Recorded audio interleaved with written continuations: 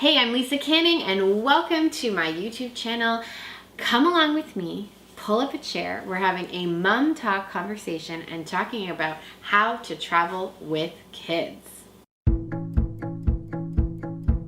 So this is a video in a series I call Mom Talk, where we just sit and talk about things that, relate and matter to mom. Come and take a seat, grab yourself a glass of wine. Tonight's wine is Apothic Dark. It has been a long week for me, so we're just gonna pour all the wine. There we go. Ah, so nice. I have 6 kids, ages 8 and under. What are we playing, guys? Shoots and ladders. Shoots and ladders. So if we're on the top of a slide, are you playing shoots and ladders too, baby? Are you playing too? And we just went on a really fun family holiday. Oh yeah. It's honestly so much fun. Oh, and what do you got? Kitty. Okay, and Jason. a Power Ranger. And Hello Kitty. We're having such a nice time. It's so nice to really just relax for a little bit, especially getting out of the city and appreciating nature. What's that, Evelyn? We're having a great time. Oh, I'm so happy.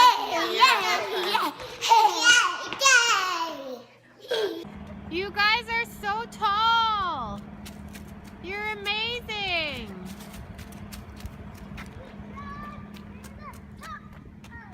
Hi, Joseph. This is so beautiful. Welcome to the Canadian wilderness. Hey, Joseph. How are you liking our little holiday? Is it fun? I did trust you. Come on, let's go eat. It's so peaceful. There's no one else here, basically. I think there's one other couple at the resort this weekend. It's mild enough that we're all just in, my husband's in short sleeves. It's so beautiful. I love water. And here's the beautiful main house with a gorgeous indoor-outdoor pool. And there's my handsome husband. You guys, look how fun this place is. So Dad and the kids are playing shoots and ladders. And then over here is our food. Look at how beautiful this cheese board is. Incredible cheese board. French fries for the kids. Fish and chips. So it's kind of nice when the kids are occupied. They're like playing foosball and board games and whatnot. And Dad and I get to sit and enjoy a delicious cup of coffee. Cheers! Cheers. Does traveling with kids require a little bit of logistics? Absolutely. Packing for a family my size is kind of an interesting undertaking. I get the older kids to pack their own bags, and then I check them, obviously, because some of my kids think it's a good idea to pack all of their entire bag full of stuffed animals. Like what are they thinking when they're doing that? Like, are they thinking that the stuffed animals are like their friends and they can't leave them at home because they want them to experience the trip also? I don't know, but it's so funny because one of my kids literally packed their entire backpack full of stuffed animals. No clothes, just stuffed animals. So I get the older kids to pack their bags themselves, and then I check them. And then, of course, for the younger kids, I pack their bags for them. We first got married, before we were having kids, I was convinced that, we were never traveling again. So many people told me that, oh gosh, it's impossible. How are you going to travel with kids? And I have to be honest, I was very, a little bit sort of, really worried about what that would be like. When we first got married, I really didn't want to give up on my love of travel. I'm happy to report that it is so possible to travel with kids. It does require some planning, and it is, requires effort, but it is totally doable, and in the end of the day, it's really worth it. So if you are worried about traveling with kids and if you think it's impossible, I just want to share with you it's so not impossible. It is totally possible to travel with kids, and here are a few of my tips to help you prepare for your next trip. My first tip for traveling with kids is to be relaxed. So what does this mean? I would say that you have to just go in with the expectation that things aren't going to happen as you have planned. We have so many stories. Oh my word. So many stories of things going wrong on family trips. We did a road trip to Florida. Oh my gosh, I'm having like sweats just thinking about it. But basically we drove down to Florida and our van broke down. Like in the middle of Florida. In the middle of like 102 degrees hot Florida on the side of the highway, like 2 hours away from our destination. And it's a 24-hour drive to Florida from where I am in Ontario, Canada. Oh boy, like that was like crazy. So that's just example of things, you know, not working out. I have a whole story on my blog that you can read about our experience to Florida. It was crazy. But basically that you kind of have to just literally like give up control, give up the picture you might have in your head of this like idyllic, you know, picture perfect vacation, and just allow the experience to happen. Sure, you can try to plan certain things like a family swim or a family boat ride, but if one of the kids doesn't want to go in the boat, that's okay. If, you know, one of the kids is all of a sudden not into swimming, that's okay too. The attitude I think one has to have when you're traveling with kids is just going with the flow and being really relaxed. We try to be fairly relaxed also when it comes to packing. So for example, I used to get really stressed about packing all the things and just making sure that, you know, literally everything was in this bursting open bag. But now, you know, we kind of just know that you can buy things in places. We try to go places where we know that there's a little bit of flexibility where you can buy something if you forget it. Like we kind of just try to be as relaxed as possible when it comes to stuff as well, and just not be so worried, because that can be really stressful too, and then make it not a fun experience to get out the door for your fun family adventure. So my first tip for traveling with kids is to just have a mindset of, you know, being as open and as relaxed as possible.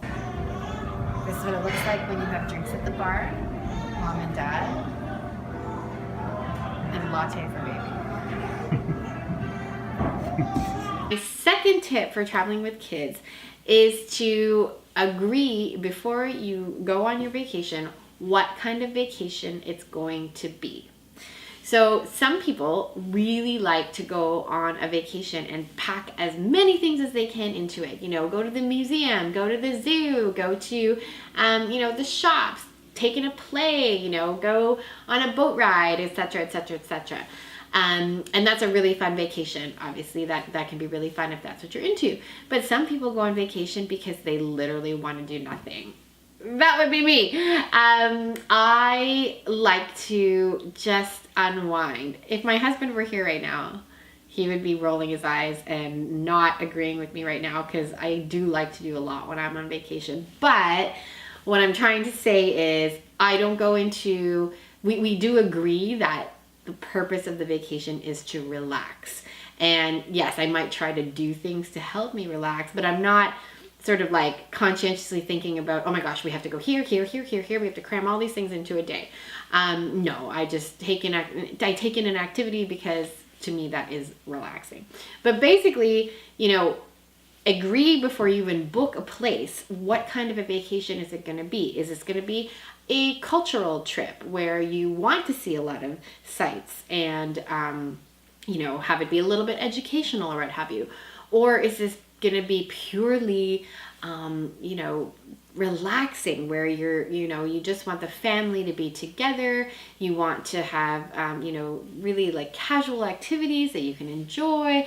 Maybe it's the kind of thing where you don't want to cook because you really want to relax in that aspect too. So that'll help you, you know, in your criteria for the kind of place that you want to book, or maybe it's a spiritual experience that you want to have as a family. My family and I have gone to various shrines and various churches in, we make little pilgrimages to areas far from our home that we really enjoy as well, and we make it more of a spiritual exercise. So decide at the beginning, before you even book someplace, what kind of a holiday you want to have with your family, so that you can set everything up for success, so that people aren't confused or frustrated because they want to do 100 things. There's a really clear expectation of the kind of trip it's going to be. And it can be a combo platter of all as well. But to just have that sense of, okay, this is the kind of trip it's going to be. And because of that, we're making these informed decisions as to where we're going to go, where we're going to stay, how long we're going to be there. Just look around me. This is such a beautiful, I love it here. So gorgeous. My third tip for traveling with kids is to unplug yourself. Now, this is really hard. I, up until very recently, I could work all the time, around the clock, multitasking like crazy.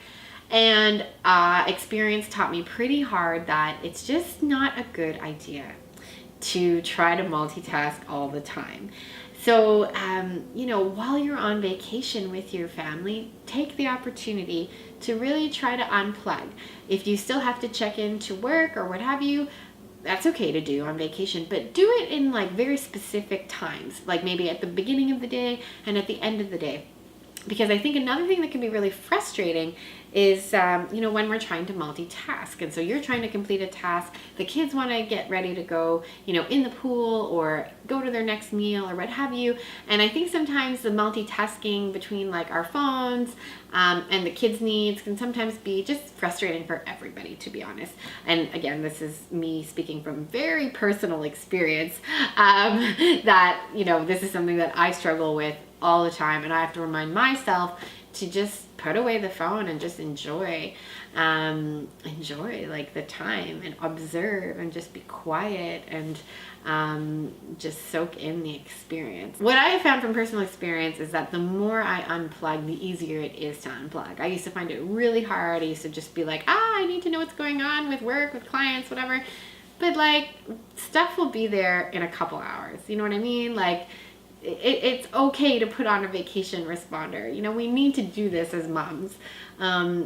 It's not we're not failures for not checking our emails. It should really be looked at as the other way around, that, we're failing our families if we can't turn off, work and other things for, periods of time, so that we can truly invest in them. I'm going to be super honest. My daughter drew a picture of me not terribly long ago.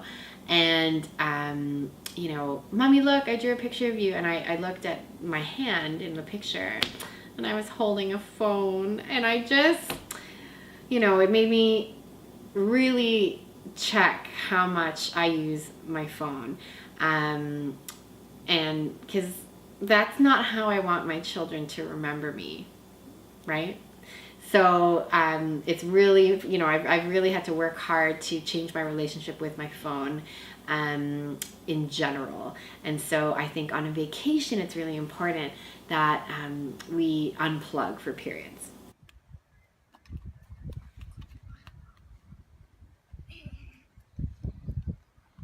So tip number 1 for traveling with kids is to be as relaxed as possible. Tip number 2 is to have a very clear intention of what the holiday is going to be like before you even book a place, so that there's very clear expectations for everybody what kind of trip it's going to be. My third tip is to ensure that you unplug at periods and just completely unplug. And then my fourth tip, which is kind of similar to the third one, is to just be really present. I think as moms, when we're at home, there's all kinds of things to worry about. Okay, you're going to dance class. Where is your bag? You're going to jiu-jitsu. Do you have your gi? You're having a play date with, this friend at this time. Your tutor's coming. Where's the car keys? Oh my gosh, my phone, I've lost it. Da, da, da. We juggle a lot of things as moms. We are experts at juggling. That is what we are as moms. And vacation is kind of lovely because everybody's together. Nobody is going to anybody's house. Nobody's being shuttled off to this class or this camp or what have you. You know, you're all together. And so just to be present and just sit and just, you know, pour into your kids, pour into your spouse, enjoy family meals where everybody can just, you know, relax and focus on each other. And I think that these are the things that kids remember. These are the things that are, you know, really imprinted in a child's mind. These experiences that are outside of their day-to-day activities, these experiences that involve the family. I know from my own childhood, I have very vivid memories of family trips. And, you know, I know when I ask my kids, like, you know, what was your favorite thing about the summer? Their highlights often include our family road trips, our family vacations.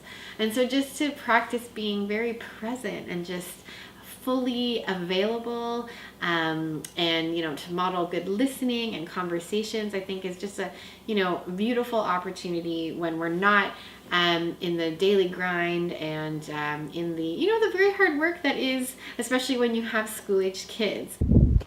We are off to surprise my little guy, whose birthday it is today, with a little surprise. The staff here at Viamede prepared this for my kids because it's my son's birthday. What do you think about that, buddy? Are you five? Are you five? Look, candle. Okay, don't put in your Joseph. Don't put in your Blow it Joseph. up, blow it up. And 1, 2, 3. Yay! Oh my gosh. That's like real ice cream, you guys. This is like the real deal, like not. I think it has chocolate at the bottom. Let me see. Oh my gosh, James, I'm sad that you cannot eat this because it's so good. I thought there's actually nothing at the bottom. Good. I thought there's actually nothing at the bottom. I think that's some milk. You can. There's a waffle at the bottom. So those are my tips for, you know, traveling with kids. I hope you found this helpful. If you enjoyed this video, I would invite you to give it a thumbs up and to subscribe to my channel and join me for another Mom Talk. And I look forward to having another conversation with you with a nice glass of red for another Mom Talk.